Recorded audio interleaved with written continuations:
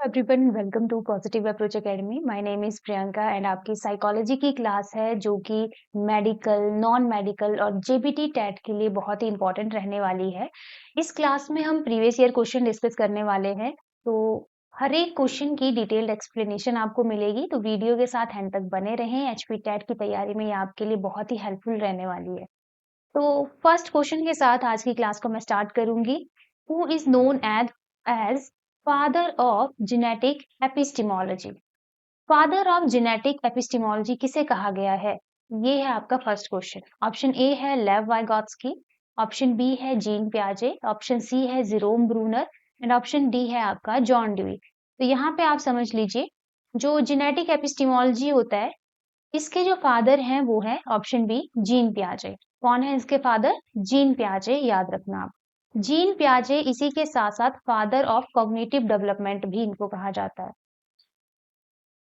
Father of cognitive development. और इनकी जो थ्योरी है, थ्योरी ऑफ कॉग्निटिव डेवलपमेंट, जिसमें हम पढ़ेंगे स्टेजेस, 4 स्टेजेस होती हैं, जिसमें मेनली ह्यूमन ब्रेन की डेवलपमेंट की, चाइल्ड ब्रेन की डेवलपमेंट की, जो सेंसरी मोटर है, कंक्रीट ऑपरेशनल, प्री ऑपरेशनल, आपकी फॉर्मल ऑपरेशनल, वो सारी जो थ्योरी है वो आपकी जेनेटिक एपिस्टेमोलॉजी पर ही बेस्ड है। तो ये भी आप पॉइंट याद रखें। इसके अलावा जो एक्स्ट्रा ऑप्शंस हैं उनको भी हम डिटेल में डिस्कस करेंगे। जॉन ड्यूई की अगर मैं बात करूं, ये जो है, इनको फादर ऑफ प्रोग्रेसिव एजुकेशन बोला जाता है, फादर ऑफ प्रोग्रेसिव एजुकेशन इनको बोला जाता है।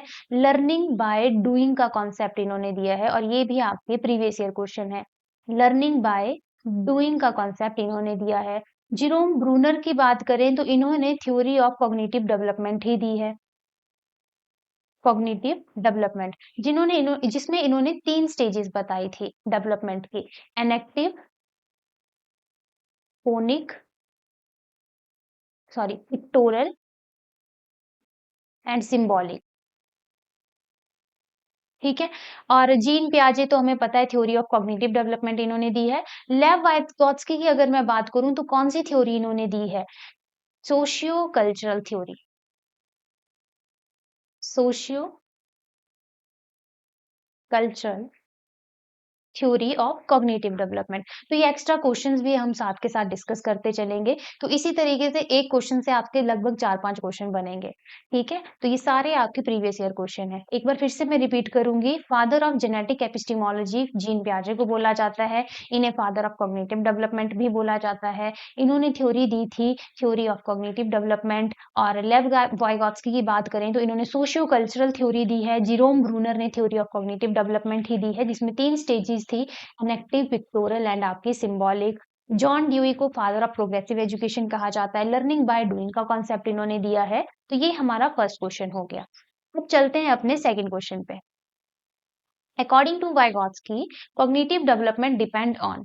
वाइगॉत्स्की के अनुसार संज्ञानात्मक विकास किस पर निर्भर करता है? ऑप्शन ए है मैच्योरेशन, ऑप्शन बी है सोशल इंटरेक्शन, ऑप्शन सी है जेनेटिक्स, ऑप्शन डी है फिजिकल एनवायरनमेंट। तो आराम से आप क्वेश्चन पढ़िए, हिंदी में भी पढ़ सकते हैं, इंग्लिश में भी, जिसको जैसे ठीक लगता है। आपके लिए, आपके ही अकॉर्डिंग ये वीडियो बनाई गई है, ये क्वेश्चन, ताकि हिंदी वालों को भी बेनिफिट हो जाए और आपके दूसरे जो इंग्लिश में है, एस्पायरेंट्स इंग्लिश में पढ़ते हैं, वो भी बेनिफिट ले सकें। तो हमें बोला गया है कि जो वाइगॉत्स्की है, जिन्होंने सोशियो कल्चरल थ्योरी दी है, सबसे पहली बात कौन सी थ्योरी थी? Socio cultural theory. अब मैंने पिछले पेज पे भी आपको बताया, अब इस पेज पे भी बताया। मेरे बार बार बताने का रीजन ये है ताकि आपको चीजें क्लास में याद हो जाए, है ना? तो कुछ एस्पायरेंट्स को आती होंगी, कुछ के लिए थोड़ा नया रहेगा, नहीं आती होंगी जो नए एस्पायरेंट्स हैं, तो दोनों को बेनिफिट करेगी ये चीज। ठीक है, सोशियो कल्चरल थ्योरी इन्होंने दी है। कॉग्निटिव डेवलपमेंट किसके ऊपर डिपेंड करती है इनके according? Maturation, social interaction, genetics, physical environment. देखिए, जिन एस्पायरेंट्स को आंसर आते हैं वो कमेंट कर देंगे। ठीक है, कमेंट कर देना। बाकी जिनको नहीं आता है, तो इस क्वेश्चन का करेक्ट आंसर है ऑप्शन बी, सोशल इंटरेक्शन। वाइगॉत्स्की की जो थ्योरी थी उसमें उन्होंने सोसाइटी, कल्चर एंड लैंग्वेज का बहुत इंपॉर्टेंट रोल बताया था कॉग्निटिव डेवलपमेंट में। ये 3 जो पार्ट थे एक बच्चे की जिंदगी के, इन तीनों का बहुत इंपॉर्टेंट रोल रहता है कॉग्निटिव डेवलपमेंट में, अकॉर्डिंग टू वाइगॉत्स्की उन्होंने कहा था। थोड़ा सा और डिटेल में जान लीजिए। लैंग्वेज का उन्होंने बहुत इंपॉर्टेंट रोल प्ले बताया। Social interaction enhance learning, language drive cognitive development, inner speech improves problem solving, thought and speech develop together. ये बहुत इंपॉर्टेंट पॉइंट है। आपको डायरेक्ट क्वेश्चन आ सकता है कि कौन से साइकोलॉजिस्ट थे ऐसे जिन्होंने कहा कि जो हमारी थॉट है और हमारी स्पीच है, मतलब भाषा और हमारी थॉट, ये दोनों साथ में मतलब डेवलप होते हैं एक बच्चे में। तो ये बात वाइगॉट्स्की ने कही है। नेक्स्ट इन्होंने कहा learning occur in ZPD with guidance, जो जोन ऑफ प्रॉक्सिमल डेवलपमेंट का कॉन्सेप्ट इन्होंने दिया। स्कैफोल्डिंग इन्होंने बताया कि टेम्परेरी हेल्प किस तरीके से बच्चे की डेवलपमेंट में हेल्प करती है। तो वो सारी चीजें वाइगॉट्स्की ने अपनी थ्योरी में बताई। तो ये भी आप अच्छे से पढ़ लेना और वीडियो को पॉज करके देख लेना इसको भी। ये इंपॉर्टेंट है सारे पॉइंट। तो सेकंड क्वेश्चन क्लियर है सभी को? According to Vygotsky cognitive development depend upon social interaction. Next question है the formula for IQ is, IQ बुद्धि लब्धि का सूत्र क्या है? इंटेलिजेंस क्वोशेंट, बहुत ही इंपॉर्टेंट क्वेश्चन है ये, काफी बार एग्जाम में आया हुआ है, प्रीवियस ईयर एग्जाम अगर आप देखें, फिर चाहे मेडिकल हो, नॉन मेडिकल हो, आर्ट्स हो, जेबीटी हो, तो ये जो है सबके लिए कॉमन क्वेश्चन रहते हैं। तो ये उनके सभी के एग्जाम में आए हुए हैं। आईक्यू का फॉर्मूला होता क्या है? CA stands for chronological age and MA stands for mental as. तो क्या होता है? CA upon MA multiplied by 100, या MA upon CA multiplied by 100, या MA अपॉन CA प्लस 100, या CA अपॉन MA प्लस 100। तो करेक्ट आंसर इसका है mental as divided by chronological age multiplied by 100। Mental as divided by chronological age multiplied by 100। तो ये ना काफी बार पूछा गया है और इसके ऊपर छोटा सा न्यूमेरिकल भी आ जाता है। कई बार होता है कि मेंटल एज पूछी गई होगी, क्रोनोलॉजिकल एज गिवन होगी। कुछ क्वेश्चन ऐसा होगा कि जिसमें मेंटल एज गिवन होगी, क्रोनोलॉजिकल एज पूछ ली जाएगी बच्चे की। तो ये भी आप याद रखना, ठीक है? फॉर्मूला याद होगा, न्यूमेरिकल आप कर लोगे। उसके अलावा दो एक्स्ट्रा क्वेश्चन जो प्रीवियस ईयर क्वेश्चन है।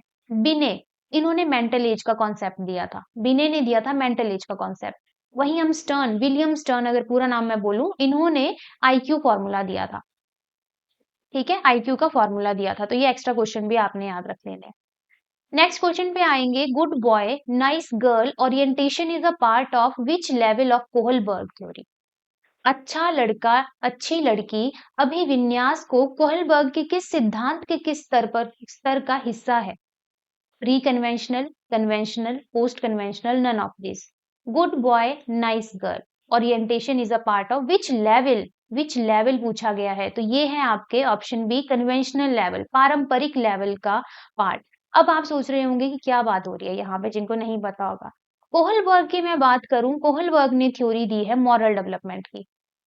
ये भी आपका प्रीवियस ईयर क्वेश्चन है। थ्योरी ऑफ मॉरल डेवलपमेंट इन्होंने दी है, काफी फेमस थ्योरी है इनकी, जिसमें अनदर पीवाईक्यू जो काफी बार पूछा गया है वो है लेवल और स्टेजेस पे, जिसमें बच्चे कंफ्यूज भी हो जाते हैं। तो आपने याद रखना है कि इसमें 3 लेवल्स थे और 6 स्टेजेस थी। 3 लेवल 6 स्टेजेस कैसे याद रखोगे? अल्फाबेटिकल, पहले 3 आया देखो, फिर 6 आता है, छोटा नंबर फिर बड़ा नंबर। तो हमने पहले 3 याद रखा, फिर 6 आता है। फिर हमने देखा अल्फाबेटिकली एल पहले आता है एंड देन एस आता है। ऐसा ही होता है ना? तो आप ऐसे रख सकते हो याद कि 3 लेवल 6 स्टेजेस, अल्फाबेटिकली और नंबर वाइज याद रखो, 3 6 एल एस रह जाएगा याद अब। तो 3 लेवल और 6 स्टेजेस इन्होंने दी। कौन कौन से लेवल थे? सबसे पहला प्री कन्वेंशनल लेवल, दूसरा कन्वेंशनल लेवल, तीसरा post conventional level. Pre conventional level में फर्दर 2 स्टेजेस थी। पहला है अवॉइडिंग पनिशमेंट वाली स्टेज और दूसरा है एमिंग एट अ रिवॉर्ड। अगर मैं स्टेज 1 का नाम दूं तो ये है obedience and punishment, obedience and punishment. नाम याद रख लो कि कौन सी स्टेज किस लेवल को बिलोंग करती है। बाकी कभी और जब मैं कोई क्वेश्चन इससे रिलेटेड करवाऊंगी, हो सकता है मैं वहां इस थ्योरी को भी एक्सप्लेन करूं, है ना? अभी सिर्फ नाम याद रखो। Stage 2 aiming at a reward, reward and punishment, sorry, ये आपका रहता है instrument tit for tat stage. ठीक है, tit for tat stage, tit for tat stage, या फिर अभी एक और नाम भी होता है इसका, अभी मुझे याद नहीं आ रहा है। अनदर नेम आपको आता है तो प्लीज कमेंट जरूर करिएगा। तो इसका जो एक और नाम होता है एमिंग एट अ रिवॉर्ड, अगर मुझे याद आ जाता है तो मैं आपको बता दूंगी। स्टेज 3 पे चलते हैं। स्टेज 3 ये आपकी लेवल 2 को बिलोंग करती है, 3 और 4 stage. Good boy and good girl attitude और लॉयल्टी, लॉ एंड ऑर्डर, ये आपकी स्टेज 3 एंड 4। स्टेज 5 आपकी pre conventional level, post conventional level को बिलोंग करती हैं। स्टेज 5 है आपकी justice and the spirit of the law and stage 6 है यूनिवर्सल प्रिंसिपल ऑफ थिक्स। सारे स्टेजेस के नाम याद करने हैं, लेवल्स का पता होना चाहिए, इस लेवल में कौन सी स्टेज आती है ये भी आपको पता होना चाहिए। डायरेक्ट क्वेश्चन बनता है यहाँ से एग्जाम में। कौन सी थ्योरी थी ये? Kohlberg theory of moral development. Fourth question हो गया। फिफ्थ क्वेश्चन पे चलेंगे हम। Trial and error theory of learning was given by, सीखने का प्रयास और भूल का सिद्धांत किसके द्वारा दिया गया था? किसने दिया था? पेवलव, स्किनर, थॉर्नडाइक, कोहलर। तो देखो ये था trial and error experiment. Experiment किया गया था कैट के ऊपर। लर्निंग यहाँ पे थी SR learning, stimulus and response learning या एसोसिएशन हम कह सकते हैं। ये सारे प्रीवियस ईयर क्वेश्चन है जो मैं यहाँ लिख रही हूँ। एसआर लर्निंग यहाँ हुई थी, स्टिमुलस रिस्पॉन्स लर्निंग। कैट के ऊपर एक्सपेरिमेंट किया गया था और ये जो थ्योरी है, ये एक्सपेरिमेंट है, ये दिया था थॉर्नडाइक। किसने दिया था? थॉर्नडाइक ने। थॉर्नडाइक का अगर मैं नाम लूं, इन्होंने लॉज ऑफ लर्निंग भी दिए हैं, primary and secondary laws, laws of learning भी इन्होंने दिया है। ट्रांसफर ऑफ लर्निंग का कॉन्सेप्ट भी इन्होंने ही दिया है। तो ये भी आपके प्रीवियस ईयर क्वेश्चन है। इसी के साथ साथ अगर मैं एक्स्ट्रा चीजें डिस्कस करूं, जैसे पेवलव, कौन सी थ्योरी दी है पेवलव ने? पेवलव ने थ्योरी दी है क्लासिकल कंडीशनिंग की, जो डॉग के ऊपर एक्सपेरिमेंट किया गया था। क्लासिकल कंडीशनिंग थ्योरी इन्होंने दी थी। स्किनर की बात करें, स्किनर ने दी है ऑपरेंट कंडीशनिंग थ्योरी। कौन सी थ्योरी दी है इन्होंने? Operant conditioning theory, operant conditioning theory. Kohler की बात करें, इन्होंने दी है insight learning theory, insight learning. तो ये भी एक्स्ट्रा पॉइंट्स आपने सारे याद रखने हैं, ठीक है। यहाँ पे क्वेश्चन आया था हमें ट्रायल एंड एरर थ्योरी किसने दी है, तो वो थॉर्नडाइक ने दी है। इसके साथ साथ इन्होंने लॉज ऑफ लर्निंग भी दिए हैं, ट्रांसफर ऑफ लर्निंग के बारे में भी इन्होंने बताया है। ट्रांसफर ऑफ लर्निंग में further positive transfer, negative transfer, zero transfer की इन्होंने बात की है। और लॉज ऑफ लर्निंग में प्राइमरी एंड आपके सेकेंडरी लॉज आएंगे, जिसमें प्राइमरी लॉज में law of readiness, law of exercise, law of use and disuse वो आएंगे, ठीक है। एक्सपेरिमेंट इन्होंने कैट के ऊपर किया था, तो याद रखना है। नेक्स्ट क्वेश्चन पे चलेंगे हम अपना sixth question. Dyslexia is associated with which disorder? Dyslexia किस विकार से संबंधित है? ऑप्शन ए है मेंटल डिसऑर्डर, ऑप्शन बी है रीडिंग डिसऑर्डर, ऑप्शन सी है behavioural disorder and option D है आपका राइटिंग डिसऑर्डर, ठीक है। तो डिसलेक्सिया की मैं बात करूं, ये आपका एक रीडिंग डिसऑर्डर है। कैसा डिसऑर्डर है ये? रीडिंग डिसऑर्डर है, ठीक है। डिसलेक्सिया में होता है जैसे बच्चा 100 को वॉज पढ़ रहा है, क्या पढ़ रहा है? 100 को वॉज पढ़ रहा है, या 6 को जो है वो 9 पढ़ रहा है। तो ये जो फीचर रहते हैं, सिम्टम रहते हैं, इस तरह के ये डिसलेक्सियल बच्चे में होते हैं, ठीक है। डिसलेक्सिया होता है आपका रीडिंग डिसऑर्डर। चलिए बाकी डिसऑर्डर भी डिस्कस कर लेते हैं। राइटिंग डिसऑर्डर को बोला जाता है डिस्ग्राफिया। राइटिंग डिसऑर्डर को क्या बोला जाता है? डिस्ग्राफिया। बिहेवियरल डिसऑर्डर बहुत सारे टाइप के होते हैं, तो most common behavioural disorder is autism, ADHD. ये बिहेवियरल डिसऑर्डर भी आते हैं, जेनेटिक भी हैं वैसे तो, बट एडीएचडी मेनली इसमें बिहेवियरल डिसऑर्डर आएगा। रीडिंग डिसऑर्डर हमने अभी पढ़ा डिसलेक्सिया, और मेंटल डिसऑर्डर में भी बहुत सारे आ जाएंगे, इसमें ऑटिज्म भी आ जाएगा आपका, मेंटली थोड़े रिटार्ड रहते हैं, और भी बहुत सारे, सेरिब्रल पाल्सी वो भी एक मेंटल डिसऑर्डर है, ठीक है। तो ये भी आपने याद रखना है। वही मैथ रिलेटेड, अगर मैथ में दिक्कत है बच्चे को, तो उसको डिसकैलक्यूली बोलते हैं, डिसकैलक्यूली, ठीक है। चलिए नेक्स्ट क्वेश्चन पे। Seventh question, who propounded the hierarchy of needs? Hierarchy of needs, आवश्यकताओं का पदानुक्रम किसने प्रतिपादित किया? Sigmund Freud, Abraham Maslow, Erik Erikson, Ivan Pavlov. तो इसका जो करेक्ट आंसर है वो है अब्राहम मैस्लो। कौन है? Abraham Maslow. इन्होंने ही दी है हायरार्की ऑफ नीड। क्या दी है इन्होंने? हायरार्की ऑफ नीड, जिसमें इन्होंने बताया कि जो बच्चे हैं इनको किस तरह का एनवायरमेंट चाहिए, सॉरी, किस तरह की नीड्स जो रहती हैं बेसिकली हमारी, कब कौन सी फुलफिल होनी चाहिए। तो मैं यहाँ पे बता देती हूँ आपको, 5 लेवल थे। सबसे बेसिक नीड इन्होंने बताई फिजियोलॉजिकल नीड्स। कौन सी बताई? Physiological needs. दूसरी इन्होंने बताई सेफ्टी नीड्स। दूसरी कौन सी बताई इन्होंने? Safety needs. तीसरी इन्होंने बताई तीसरी जो नीड थी वो थी आपकी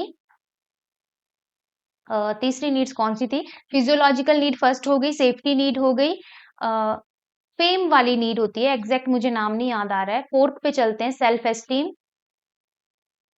एंड फिफ्थ है आपकी, हाँ, थर्ड पे थी love and belongingness, love and belongingness, और लास्ट पे आ जाता है सेल्फ एक्चुअलाइजेशन। तो ये हायरार्की आपको याद रखनी है। देखो क्वेश्चन कैसे कैसे आता है यहाँ से, या तो आपको फर्स्ट लेवल की पूछ ली जाएगी कि फर्स्ट लेवल पे कौन सी नीड थी, या आपको हाईएस्ट लेवल की नीड पूछ ली जाएगी। इस तरीके से क्वेश्चन यहाँ से आपको बन सकता है, ठीक है। तो ये हायरार्की ऑफ नीड दी थी अब्राहम मैस्लो ने। किसने दी थी? अब्राहम मैस्लो ने। वहीं पेवलव की हम बात करें, अभी बताया था मैंने आपको, जल्दी से कमेंट कर दो, पेवलव ने कौन सी थ्योरी दी है, बताओ जल्दी। इवॉन पेवलव की अगर मैं बात करूं तो इन्होंने कौन सी थ्योरी दी थी? सभी आंसर करेंगे जितने भी एस्पिरेंट लाइव हैं, और जो बाद में भी वीडियो देखेंगे वो भी जरूर करें। करो करो जल्दी, तब तक मैं और बता देती हूँ। एरिक एरिक्सन की बात करें तो इन्होंने साइको सोशियल थ्योरी दी थी, psycho social theory. Sigmund Freud की बात करें तो इन्होंने साइकोसेक्सुअल थ्योरी दी है, तो इन दोनों में भी कंफ्यूज नहीं होना है। साइकोसेक्सुअल थ्योरी, साइकोसेक्सुअल थ्योरी को ही और नाम से भी जाना जाता है, क्या क्या नाम थे? Psycho analytical theory, psycho analytical theory, ठीक है, psycho analytical theory, psycho dynamic theory,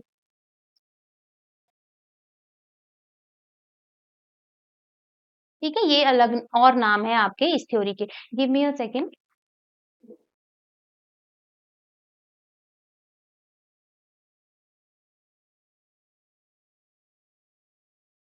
तब तक आप करिए कमेंट, पेवलव ने कौन सी थ्योरी दी थी हमें, कौन सी थ्योरी दी है पेवलव ने?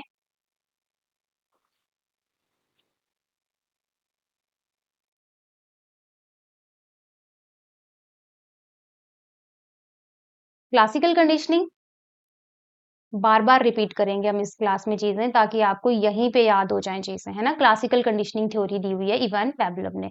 और अगर ओपेरेंट कंडीशनिंग की बात करूं, वो आपकी किसने दी है? वो किसने दी है? स्किनर ने दी है ना। चलिए next, the Rorschach inkblot test is use to measure, Rorschach स्याही धब्बा परीक्षण का उपयोग क्या मापने के लिए किया जाता है? भाई डायरेक्ट क्वेश्चन है, क्या आंसर होगा? इंटेलिजेंस मेजर करते हो, पर्सनैलिटी, इंटरेस्ट या aptitude? Correct answer is option B, personality measure करते हो, ठीक है। नेक्स्ट है, in Piaget's theory adjusting current schemas to fit new information is, पियाजे के सिद्धांत में नई जानकारी के लिए वर्तमान स्कीमा को समायोजित करना क्या कहलाता है? एसिमिलेशन, एकोमोडेशन, इक्विलिब्रियम, इगोसेंट्रिज्म, क्या कहा जाता है? सबसे पहले तो आपको पता होना चाहिए, तीन टर्म्स हैं, स्कीमा, एसिमिलेशन एंड अकोमोडेशन। ये तीनों टर्म पता होनी चाहिए। यहाँ पे देखो, स्कीमा होती है existing knowledge, mental framework for organising knowledge, existing knowledge को कहा जाता है स्कीमा। एसिमिलेशन होता है न्यू नॉलेज ऐड करना, किसमें? स्कीमा में, न्यू नॉलेज को ऐड करना स्कीमा में, और इस न्यू नॉलेज मॉडिफाई करना असिमिलेशन में, दैट इज अकोमोडेशन। मॉडिफिकेशन करना अगर अपनी नॉलेज की, दैट इज अकोमोडेशन। यहां से भी पढ़ सकते हैं आप डेफिनेशन। ये तीनों प्रीवियस ईयर क्वेश्चन है आपके, तीनों। स्कीमा के बारे में भी क्वेश्चन पूछा गया है, एसिमिलेशन भी और अकोमोडेशन भी। हमें बोला गया है adjusting current schemas to fit new information, इसे कहा जाता है एसिमिलेशन। क्या कहा जाता है? एसिमिलेशन। न्यू इंफॉर्मेशन को ऐड करना स्कीमा में, दैट इज एसिमिलेशन, ठीक है। नेक्स्ट, ये देखो यहाँ पे, अगर प्रोसेस देखी जाए इक्विलिब्रेशन की, तो सबसे पहले एसिमिलेशन, फिर आपका इक्विलिब्रियम बैठ जाएगा बच्चे के दिमाग में, कोई नई सिचुएशन आएगी, फिर से डिसइक्विलिब्रियम हो जाएगा, और उस डिसइक्विलिब्रियम को मेंटेन करेगा हमारा दिमाग। देन अकोमोडेशन, मॉडिफाई, यहाँ पे होगी मॉडिफिकेशन, और अकोमोडेशन कहा जाता है उसको, ठीक है। जैसे एसिमिलेशन और अकोमोडेशन का यहाँ एग्जाम्पल दिया है। एसिमिलेशन में क्या होगा? बच्चे ने देखा 4 टांगों वाला animal for the first time, existing schema, his 4 legged PAT is a dog, उसको लगा कि 4 लेग पैट क्या होते हैं? डॉग होते हैं, बताया गया मतलब उसको, तो ये नॉलेज उसको दिमाग में बैठ गई। Child will call this a dog, अब बच्चा उसको डॉग ही कहेगा, देखो हुआ क्या, एसिमिलेशन में बच्चे ने देखा 4 पाँव वाला एक एनिमल, बच्चे को बताया गया कि वो है कुत्ता, तो चाइल्ड के दिमाग में बन गई इमेज कि अच्छा 4 टाँगों वाला होता है कुत्ता। अकोमोडेशन में क्या होगा, एग्जिस्टिंग स्कीमा तो था कि his 4 legged pet is a dog, someone point out that this is a cat though it has 4 leg. अब बच्चे को लगा कि उसने बिल्ली देखी, पर उसको नहीं पता था कि वो बिल्ली है, उसके दिमाग में तो डॉग ही है कि 4 टाँगों वाला तो डॉग ही होता है। लेकिन फिर उसको बताया गया कि 4 टाँगों वाला डॉग भी हो सकता है, 4 टाँगों वाली हमारी बिल्ली भी हो सकती है। तो मॉडिफाई किया गया उसकी इंफॉर्मेशन को, एग्जिस्टिंग इंफॉर्मेशन को, realises that all 4 legged animal are not dogs. तो ये एग्जांपल बहुत ही इजी है ये समझने के लिए कि what is assimilation, what is accommodation और इनके बीच का डिफरेंस क्या होता है। इंपॉर्टेंट है, समझना जरूरी है। वीडियो को पॉज करके या वीडियो को जब खत्म होगी उसके बाद भी आप इस चीज को पढ़ सकते हो। कैसे? पीडीएफ से। पीडीएफ हमारे टेलीग्राम चैनल पे आपको मिल जाएगी, जिसका लिंक हमारे डिस्क्रिप्शन बॉक्स में होता है। चलिए, नेक्स्ट है operant conditioning is associated with. क्रिया प्रसूत अनुबंधन किससे संबंधित है? बीएफ स्किनर, जेबी वॉटसन, आईपी पेवलर, आईवी होगा यहाँ पे, जीन पियाजे। अब देखो ये क्वेश्चन तो रिपीट हो गया, पहले भी बताया मैंने, ऑपरेंट कंडीशनिंग है ना, बता चुकी हूं मैं। किसने दी है? ऑप्शन ए बीएफ स्किनर। एक्सपेरिमेंट था रैट के ऊपर। एक्सपेरिमेंट किसके ऊपर था? रैट के ऊपर। और एसोसिएशन थी यहाँ पे आरएस। आरएस लर्निंग हुई है, यहाँ पे उल्टा हुआ है, ये भी याद रखना। इनकी ऑपरेंट कंडीशनिंग थ्योरी को थ्योरी ऑफ री भी बोलते हैं, थ्योरी ऑफ री भी बोलते हैं, और इंस्ट्रूमेंटल कंडीशनिंग थ्योरी भी बोलते हैं। इंस्ट्रूमेंटल कंडीशनिंग थ्योरी भी बोलते हैं, ठीक है, ये भी आपने याद रखना है। नेक्स्ट है the insight learning theory was developed by. अंतर्दृष्टि अधिगम सिद्धांत किसके द्वारा विकसित किया गया था? Gestalt psychologist, behaviourist, humanist, functionalist. तो देखो सबसे पहले तो इनसाइट थ्योरी दी किसने थी? कोलर ने दी थी। कोलर के अलावा कोफका का भी नाम आता है कई बार, और वर्डहाइमर का भी नाम आता है। और वर्डहाइमर जो है फादर ऑफ गेस्टाल्टिज्म है। ये सारे प्रीवियस ईयर क्वेश्चन एक्स्ट्रा जितने भी बता रही हूँ प्रीवियस ईयर क्वेश्चन है। फादर ऑफ गेस्टाल्टिज्म भी इनको बोलते हैं, जिसकी थीम थी कि whole is greater than part. Gestaltism का कहना है whole is greater than part, तो ये भी आप याद रखना। तो यहां से क्या पता चलता है हमें कि insight learning theory gestalt psychologist ने दी है। किसके ऊपर था? एक्सपेरिमेंट। एक्सपेरिमेंट की बात करें तो चिंपैंजी के ऊपर था। किसके ऊपर था? चिंपैंजी के ऊपर। और सबसे फेमस चिंपैंजी कौन था? सबसे फेमस, उन्होंने बहुत सारे चिंपैंजीज के ऊपर एक्सपेरिमेंट किया, जिसमें से सबसे ज्यादा फेमस जो था वो था कौन? कमेंट करेंगे आप सब, जिनको पता है वो जरूर कमेंट करेंगे इसका आंसर। फेमस चिंपैंजी कौन था? नेक्स्ट है which intelligence involves understanding the feeling of other. दूसरों को समझना मतलब किस बुद्धि में दूसरों की भावनाओं को समझना शामिल है? Intrapersonal, interpersonal, logical, spatial. ये क्वेश्चन जो है मल्टीपल इंटेलिजेंस थ्योरी से आया है। प्रीवियस ईयर क्वेश्चन आपका मल्टीपल इंटेलिजेंस थ्योरी। किसने दी है भाई मल्टीपल इंटेलिजेंस थ्योरी? तो ये दी है होवर्ड गार्डनर ने। किसने दी है? होवर्ड गार्डनर ने। किसने दी है? हॉवर्ड गार्डनर ने दी है। इन्होंने 8 टाइप ऑफ इंटेलिजेंस बताए, ये भी नंबर पूछा जाता है कि कितने टाइप ऑफ बताए थे, कौन कौन से? Visual spatial, linguistic verbal, interpersonal, intrapersonal, logical mathematical, musical, bodily kinaesthetic and naturalistic. ये 8 के टाइप आपको याद होने चाहिए भाई। 8 के 8 टाइप्स याद होने चाहिए। एक बार फिर से रिपीट करो। Visual spatial, linguistic verbal, interpersonal, intrapersonal, logical mathematical, musical, bodily kinaesthetic and naturalistic. Interpersonal और इंट्रापर्सनल में आपको डिफरेंस पता होना चाहिए। इंटरपर्सनल की अगर मैं बात करूं, इसमें होता है अदर्स की फीलिंग इमोशन को अच्छे से समझना, और इंट्रापर्सनल होता है अपने बारे में ओन फीलिंग एंड इमोशंस को अच्छे से समझना। तो हमें क्वेश्चन था फीलिंग ऑफ अदर पे, तो what should be the answer? Interpersonal. Answer क्या होना चाहिए हमारा? Interpersonal intelligence. क्लियर है क्वेश्चन सभी को? किस तरीके से करने हैं आंसर? जब तक थ्योरी क्लियर नहीं होगी इन क्वेश्चन में आप गलत आंसर कर सकते हो, चांसेस ज्यादा होते हैं। तो पहले अपनी थ्योरी क्लियर करें, जो मैं बता रही हूँ उसको याद करें। इसी के साथ साथ मैं बता दूं हमारा पेड बैच भी है, जो प्रैक्टिस सीरीज चली हुई है, कंप्लीट कोर्स भी है, थ्योरी कोर्स भी है, प्रैक्टिस सीरीज भी है। तो 2 कोर्सेज़ हमारे टेट एग्ज़ाम्स के लिए चले हुए हैं। तो अगर आपको उनके बारे में डिटेल लेनी है तो इस व्हाट्सएप नंबर पे जो स्क्रीन पे आप देख रहे हो, इस पे हमें मैसेज कर सकते हो, फुल डिटेल आप ले सकते हो और वहाँ पे भी आप एडमिशन ले सकते हो, ठीक है? और वहाँ से भी अपनी तैयारी कर सकते हो। बाकी यूट्यूब पे तो हमारा डेली क्लासेस चली ही हैं एचपी टेट के लिए, मेडिकल, नॉन मेडिकल, जेबीटी के लिए, तो आप यहाँ से भी तैयारी कर सकते हैं जो बच्चे यूट्यूब से पढ़ना चाहते हैं। नेक्स्ट क्वेश्चन है learning by doing is the main feature of traditional education, progressive education, inclusive education, integrated education. ये भी मैंने क्लास के स्टार्ट में बता दिया था। लर्निंग बाय डूइंग का कॉन्सेप्ट जॉन ड्यूई ने दिया है, जिनको फादर ऑफ प्रोग्रेसिव एजुकेशन भी बोला जाता है। तो आंसर क्या होगा? Option B, progressive education. Next है a child who cannot understand the volume remain same in different container lacks. क्या चीज नहीं है उस बच्चे में? एक बच्चा जो यह नहीं समझ पाता कि अलग अलग बर्तनों में आयतन समान रहता है, उसमें किसकी कमी है? मान लो ये एक गिलास है, इसमें आ रहा है 1 लीटर वाटर, और ये एक गिलास है, इसमें भी 1 लीटर आ रहा है, लेकिन छोटा बच्चा तो सोच रहा है कि जिसकी हाइट ज्यादा है उसमें ज्यादा पानी आ रहा है। तो ये किस चीज की कमी है? Reversibility, object permanence, conservation, centrism. तो ये कमी है कंजर्वेशन की, जो कि किसमें नहीं होती है? प्री ऑपरेशनल में, प्री ऑपरेशनल स्टेज ऑफ पियाजे कॉग्निटिव डेवलपमेंट। ठीक है, तो ये भी आपने याद रखना है। थोड़ा सा डिटेल में जान लो जीन पियाजे की इस थ्योरी को। थ्योरी ऑफ कॉग्निटिव डेवलपमेंट में उन्होंने 4 स्टेजेस दिए हैं। थ्योरी ऑफ कॉग्निटिव डेवलपमेंट में उन्होंने 4 स्टेजेस दी हैं। प्रीवियस ईयर क्वेश्चन है ये भी। फर्स्ट है सेंसरी मोटर, सेकंड है प्री ऑपरेशनल, थर्ड है कंक्रीट एंड फोर्थ है फॉर्मल ऑपरेशनल। इनकी एज याद रखनी है, ये भी प्रीवियस ईयर क्वेश्चन है। सेंसरी मोटर 2 साल का बच्चा, प्री ऑपरेशनल 2 से 7, कंक्रीट आपका 7 से 11, फॉर्मल आपका 12 प्लस जो बच्चा रहेगा वो आपका फॉर्मल ऑपरेशनल में आएगा।